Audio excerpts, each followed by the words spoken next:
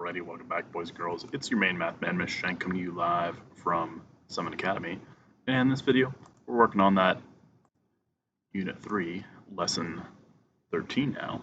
And what it says first is this. It says, for each equation, choose a value for x, and then solve to find the corresponding y value that makes that equation true. So what you're doing is this. You're finding solutions. Finding solutions to these equations. And when you do that, what you can do is you can plug in values. So in order to do that, you can plug in x and y values. Again, you can kind of try some different ones for yourself, but what I want you to do is I want you to get used to graphing on Desmos. So what it looks like is this.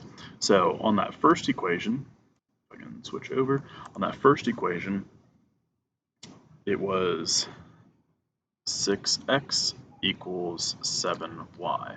And what you can do is you can kind of trace along and see, well, where do I have points? So any point on the line is a solution. So let me actually say that too first. Let me say this. So any point, I'll write that down. Any point on the line is a solution. And so what you can do is you can just pick any ordered pair that you want. So what I can do is this. I can say, if I want to check ordered pairs, I can say, hey, is the ordered pair, let's say 7 over x, comma 1, and I see, hey, that ordered pair is there. So I can say that's going to be an ordered pair on my graph because notice how that point is on my line. So I can say, what about, that point 0, comma 0? Is that on my line? It certainly is. And so try to kind of come up with some solutions for these. So if you type in exactly as your equation looks and then check some ordered pairs, again, you work with your partner to be able to do this. Pause the video and try to see how this works. All right, so now on the next one. So on the next one, it says true or false. Here are some graphs representing 3 linear relationships. These relationships could be represented with equations. For each statement below, decide whether it's true or false, and then write a sentence on how you know. So for example, on that first one, it says the point 4, 0 is a solution for the line M. So we would, let's see, 0.40 is down here. We would say, is that on line M? Well, line M is kind of going through. It's close to it, but it's not. So we'd say false for that one. So we're going to say false. And let me change that a little bit. Actually, let's make it smaller. There we go. So we're going to say, okay, false. We're going to say the point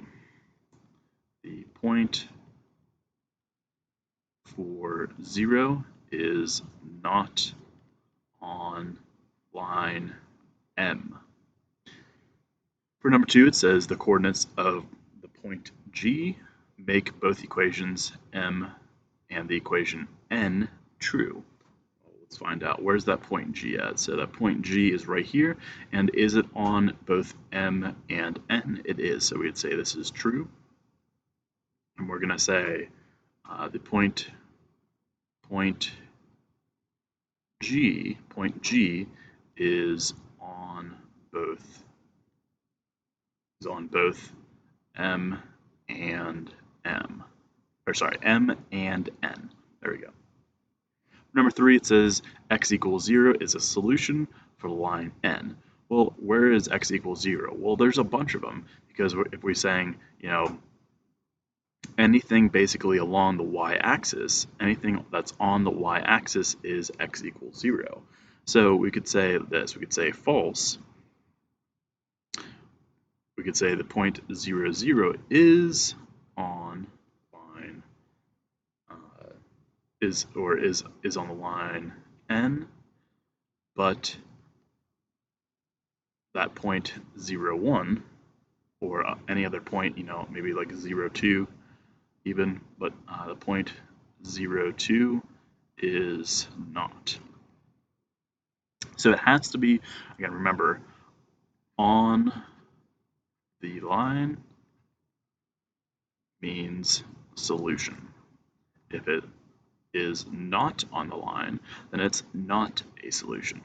For number 4, it says the point 2, 0 makes both the equation for line M and the equation line M true. So let's find out, where's that point 2, 0? It's right here. Well, it's actually not on that line. So we can say false. We'd say false. We'd say that point 2, 0. That point 2, 0 is not on either line. So as long as you know, hey, it's not on the line, it's not a solution, then you'll be good. For number 5, it says there is no solution for the equation for line L that has y equals 0. Well, we're going to say that's going to be false. We can say, if we're looking at this line L, it kind of keeps going. We don't see that it hits the x-axis, but if we keep following along, tracing along this line, we would say, hey, it would actually hit. So we could say, for number 5, we could say, let me actually write it up here. We could say number 5 is false. We could say it's false because if we continue, let me try writing that again, continue the graph, it will hit that point. Again, when we say the x-axis, we're talking about where it will hit y equals 0. So when I talk about the x-intercepts, that's where it hits the x-intercept. That's where y equals 0. For number 6, it says the coordinates of point H are solutions to the equation for line L. Well, line L is on here. And so we could say, hey, is that point H on the line? It certainly is. So we'd say for number 6, it is true. We'd say point H is on line L. For number 7, it says there are exactly 2 solutions of the equation for line L. Well, I know that's definitely false. And the way you can think about that is this. You could say, if you think about, how ants walk in a line, each of those individual ants are their own being. But those are like individual points on the graph. They form a line, it could be curved or whatever, but we're saying it forms a line on the graph. Each of those points are individual solutions, so there we would say, for this one, for number 7, we're saying false. We would say there are infinitely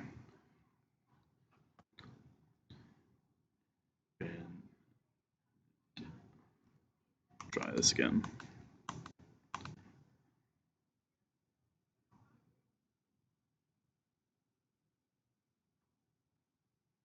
There's infinitely many solutions to that line L. So then for number 8, it says there is a point whose coordinates make the equations of all 3 lines true. Well, I don't see that the lines intersect at one point, so I know that's going to be false. So I'm going to say, let me actually squeeze it at the bottom here. I'm going to say this is false. Or let me write it since it's up here. Okay, let's say false. We're going to say there is no point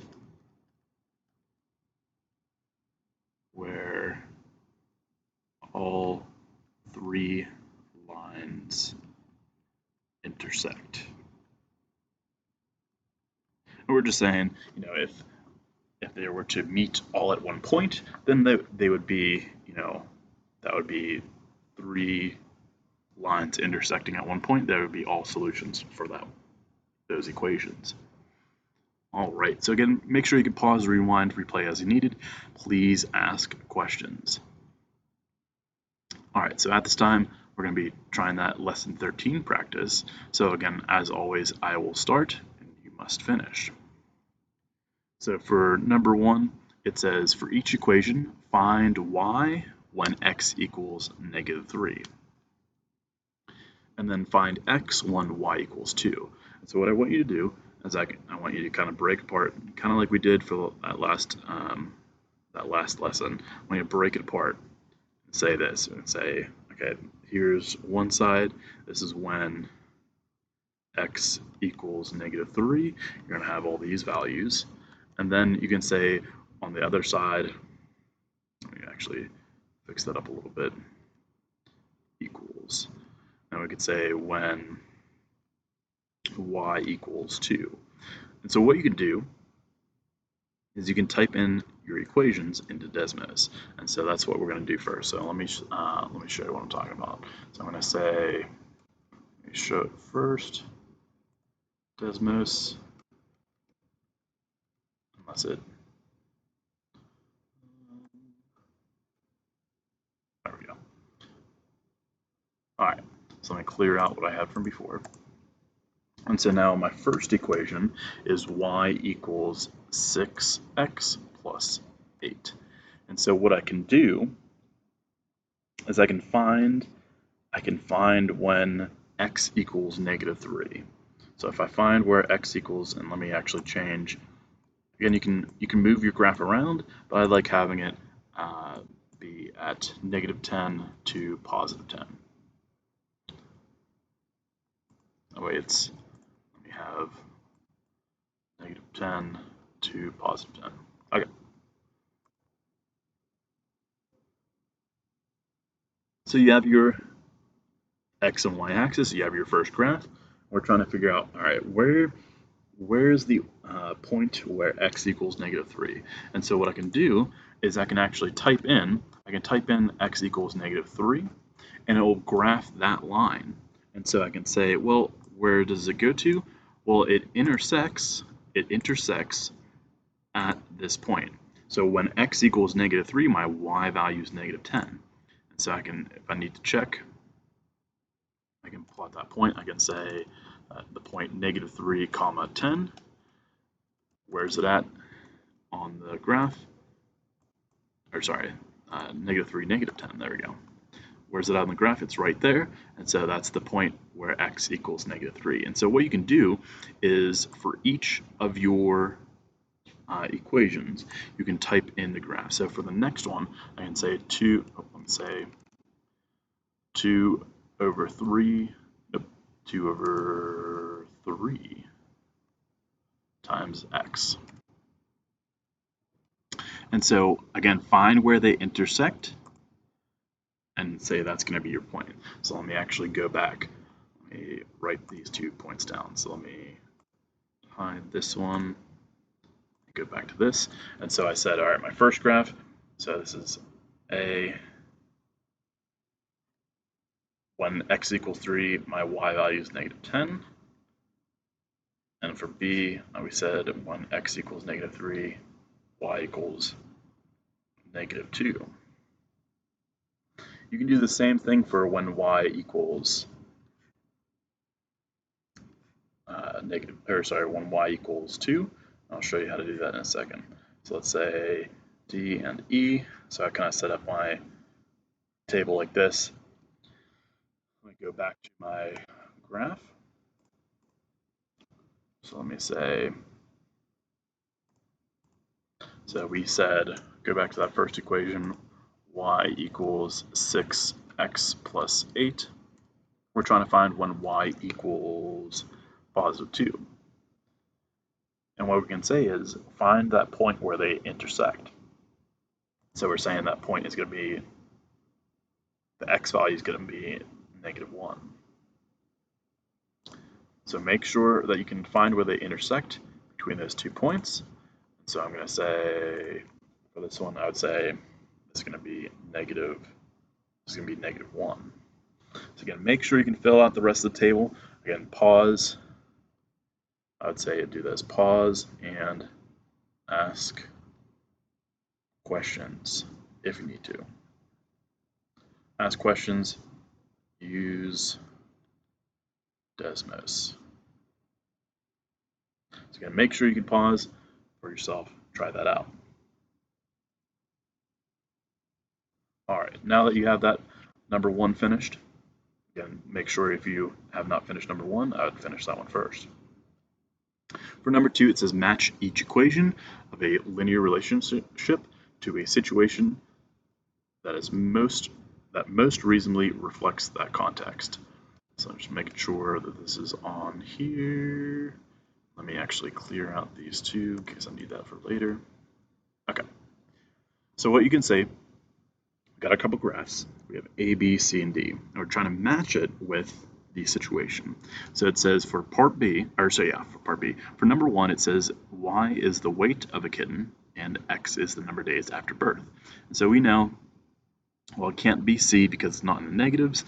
It can't start at 0. It has to start at a weight, and it's going to probably gain weight over time. So I'm going to say this is going to be B for this one. So this is 1. For number 2, it says Y is the distance left to go in a car ride after X hours, or X hours of driving at a constant rate towards its destination. Well, I'm going to say, hey, the remaining amount of distance is going down, so I'm going to say this is going to be number 2. So number 2 is D. For number 3, it says Y is the temperature in degrees, and then we can say of a gas being warmed in a temperature experiment or a laboratory experiment. So we're going to say this one's going to actually be C. It kind of gave you the hint. It should have said X here, but that's okay. And so we could say this is going to be number 3, and that means process of elimination. This is going to be number 4. So where Y is the amount of calories consumed by eating X crackers. So we're going to say this is going to be A. So you're going to make sure you can match those for yourself. All right. For number 3, I'm saying that true or false, the points that are shown all lie on the same line. The equation of the line is 4/3x plus 55. So what I can do, plus 5, I should say. What I can do is go to my graph. So anytime you have that equation, or if you want to try an equation, make sure you can graph it out first. So I have 4/3 times x, and then plus 5. And it's asking is the point, so I'm going to say 6, 13. It has the point 21, 33. And it has the point 99, 137. And so what we're asking is, are those points on this line? Well, I don't directly see it, but what I can do is I can kind of trace along, and I will actually be seeing them. I'm going to click that label button so that way they show up. And if you notice, hey, there's the point in 613, trace along my line, find where x is 21, I have 33, so there's another point, scroll the whole way along. If you need to, you can zoom out maybe even. Let's actually do that. Find the point where x equals 99, and we have y is 137.